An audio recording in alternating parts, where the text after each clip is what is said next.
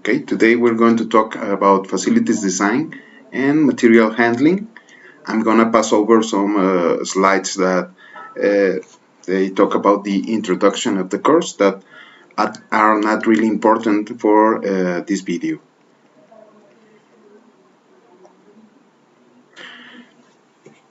The first thing we are going to talk about is the different type of production processes or the different types of service processes. First of all, we need to define what is a facility. And for a facility, we're going to understand that it's the physical space where we perform a productive activity. Any place where we perform a productive activity, something that we benefit from, is going to be called a facility. The main goal of a facility is facilitate the generation of products or services providing optimum ergonomics, safety, and hygiene. So in order to accomplish the goal of a facility, we need to provide the workers with optimum ergonomics, safety, and hygiene. For example, if we consider a McDonald's facility, we found this at the internet, and I'm going to read it. It says, your McDonald's locations will have to meet the stringent inspections to ensure its food preparation, storage, and counter areas are safe, clean, and sufficiently large to meet client demands. The seating area is subject to safety and health inspections and will be reviewed in terms of traffic flow and maximum capacity. Each location is required to have restroom facilities for males and females. Drive-through locations must meet local traffic and safety requirements, including clear markings for drive-through lanes and vehicle size restrictions. Additional space is required for restaurants at which the franchise or the franchisee wants to have a McDonald's play place. Space requirements vary depending on whether the play area is inside or outdoors. In this slide, we can see how the facility at McDonald's provides this ergonomic, safety, and hygiene aspects. If we are talking about facilities planning, it's a general topic and includes several specialized disciplines. It's not only industrial engineering. In a facility, there is also civil engineering, mechanical engineering for structures, electric engineering for power, among others. Among these others, we can find IT engineering for software and internet. And the facilities planning can be applied to a large type of facilities, not only factories, but office, any enterprise. And it can be applied to a new facility or an existing one. We have to acknowledge that the life cycle of a facility, first of all, we have to define the purpose of the facility.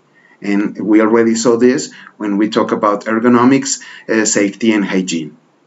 We are going to develop an improvement plan, and we are going to implement it. In some amount of time, we are going to need to define again its purpose, develop an improvement plan, and implement it again. And this is the life cycle of a facility. When the facility is unable to meet its goal, we have to redefine the purpose of it.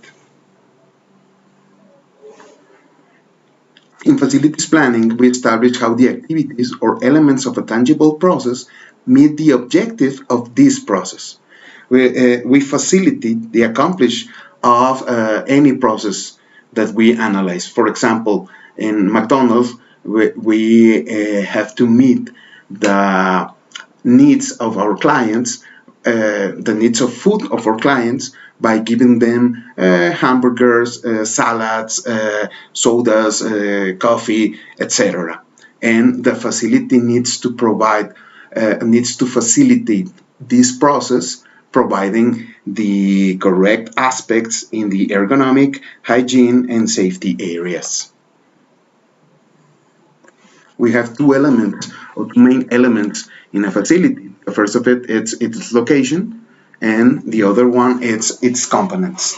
For location, we're going to define that it's a place, the place that the facility has with respect to its customers, suppliers, and other facilities. Not only the customers, the suppliers, and other facilities, even considering other facilities like it. And the components, we are going to find that they are the structure, which includes buildings and services, the layout, that it's the equipment, machinery, and furniture, and the material handling systems. For example, we can study or analyze how does Couple decide where to locate one of its stores. Last Thursday, we saw a video with some of Couple directors that told us how they analyze and what aspects they analyze in order to locate one of its facilities, one of its stores, or one of their shoe stores. For those of you who don't know, in Mexico, Coppel is like Electra, FAMSA, some of those stores. In other parts of the world, Coppel will be something like Sears or Liverpool, that kind of stores. I can't show you this video right now because it's only for academic purposes at Tecnológico de Monterrey. If we see the facilities planning like a design methodology, this methodology would have these 7 steps. First of all, we need to define the objective of the company or the store or the factory. Then define the target of the facility. We have to analyze that the objective of any factory, any company, any business is going to be accomplish something with the clients of this enterprise. And the target of the facility is bringing the safety, the ergonomic, and the hygiene aspects in order to meet this objective. We need to identify the process to be performed to accomplish the objective of the company. We need to identify the necessary departments or areas where these processes are going to take place. We're going to define relationships between departments or areas, define the required surface for each department or area, and at last define the layout.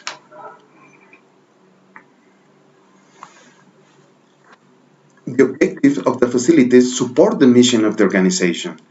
They help the organization effective management of people, equipment, space, and energy.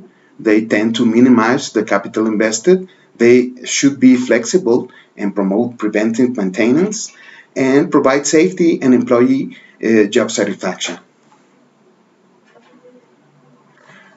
And as we already saw, we need ergonomic, security, and hygiene aspects in order to accomplish this.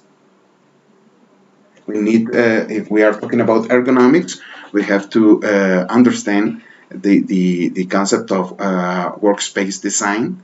We have to analyze not only our workers, but the workspace that they need in order to accomplish any task they are performing in everyday work.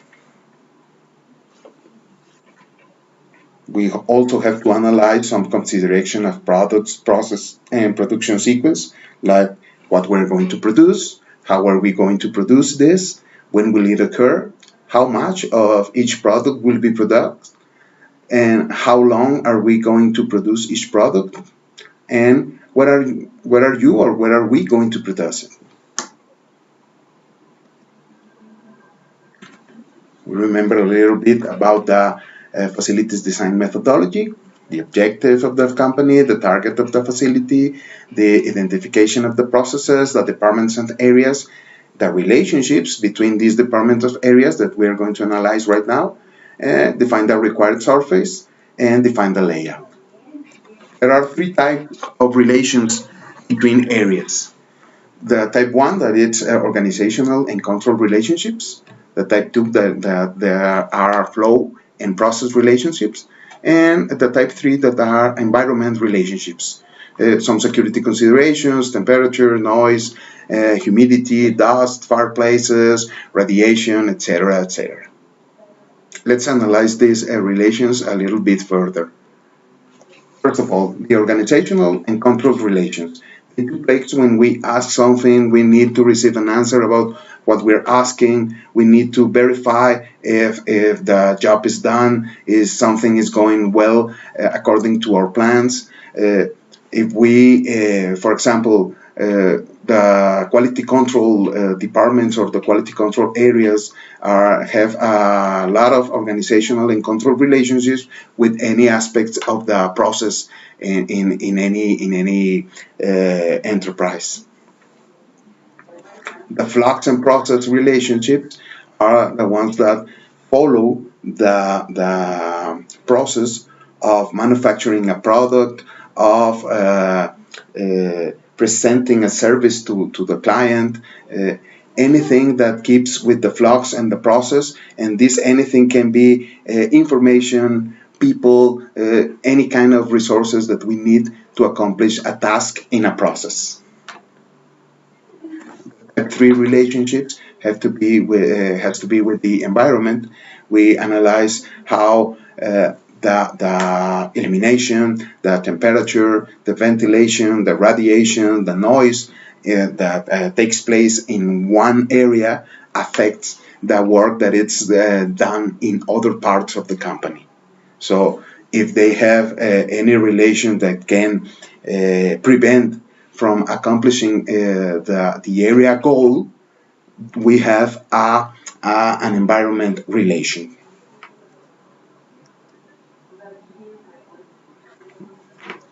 Now we're going to define the surface for each department or area. There are some space requirements for workstations. We need to consider that at any workstation we are going to have equipment, machinery, floor area, staff area, operator, and material handling. We need to check the operation or the operator or the employee. The workstation must be designed so that the operation is not to move much for loading or unloading. We need to have an efficient and effective operator use. We need to minimize the time of material handling and minimize risk, fatigue, and any other aspect of this kind. The departmental specification problem, we need to acknowledge that the department space is determined after determining the space for the workstations. We are considering that workstations are formed from different department spaces. It is necessary to establish service needs. It is not just the sum of areas of the workstation. We need to consider the relationships between these areas inside the workstation. And we should consider equipment maintenance, plant services, material arrival, and departure of it. The staff requirements, what do our employees need? We need to consider that at any enterprise we need parking lots, locker rooms, bathrooms, cafeterias, vendor machines, health services. We have this at any kind of factory, store, any kind of business. In parking lots, we must follow this procedure in order to design a good parking lot. We have to determine the number of cars to park, the space required for each car. We need to determine the space available for parking, the alternative layout for different parking patterns.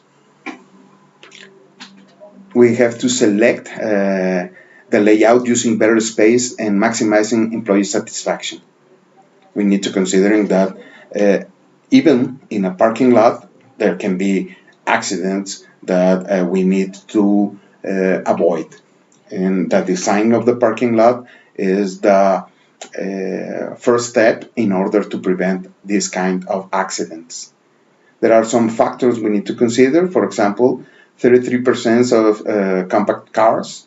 By increasing the parking area, the parking time needed is increased.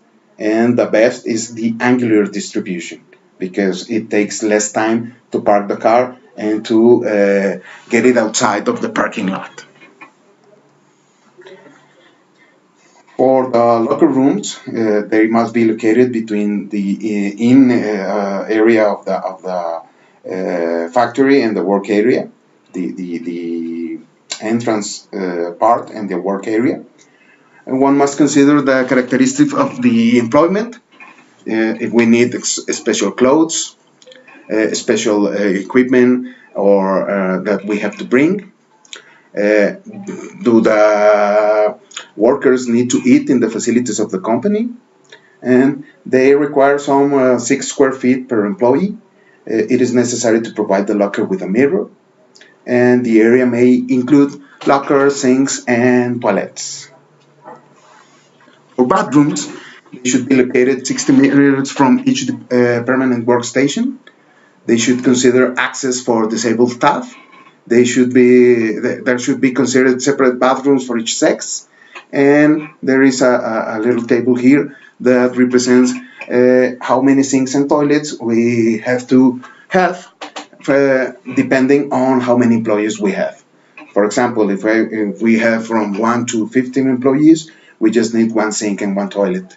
If we have 36 to 55, we need 3 sinks and 3 toilets, and that's it. The cafeteria, we must consider the number of employees using the dining room during peak hours. The kitchen should be planned according to the number of meals served. For example, how many square meters per person we need from the class of the cafeteria. If it's commercial, we need 5 to 6 square meters per person. If it's industrial, we need 4 to 5. It is preferable to use rectangular tables because we have a more efficient use of the space. If the facility is for more than 200 persons, we must have a service line, and a good facility serves 7 meals per minute. The cafeteria should be located within 300 meters from the workstation. They must be located in the center of the facility and minimize the distance from the farthest workstation. They should facilitate the delivery of food and waste removal. Should be allowed to see to the outside because we need distractions when we are eating, and they must have the best possible ventilation because when we mix the meals, the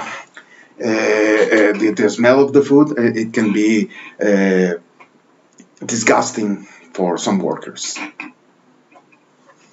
And we're going to define our first activity. We're going to define the basic design for a plant nursery, and we are going to define the objective of a plant nursery, the goals of the facility, the process that are going to take place, the areas needed, the relationship between the areas, and the space required for each area.